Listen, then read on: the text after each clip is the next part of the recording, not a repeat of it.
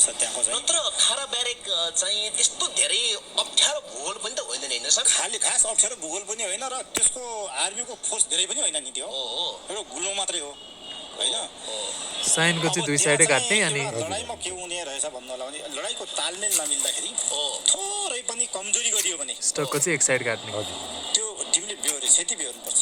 मैले केही ब्रिगेड कमान्डरहरूको अन्तर्वार्ता लिएको छु सर खाराको विषयमा विकल्प सहित केही हो। उहाँहरूले चाहिँ के भन्नु भएको छ भने क्लियर कुरा नढाँटी भन्ने हो भने प्रभाकर र पासाङ बिचको त्यो अन्तर्द्वन्द्वले गर्दाखेरि यस्तो भयो भन्नुहुन्छ। तपाईँ त्यसमा सहमत हुनुहुन्छ? एकदम मैले अघि नै भने नि, मैले मेरो भनाइ पनि त्यही हो। उहाँहरूको अन्तर्द्वन्द अब त्यहाँ चाहिँ सुन्नमा आएको उहाँहरूको अन्तर्द्वन्द अब को कमान्ड कसको नेतृत्व भन्नेमा पर्यो रे के।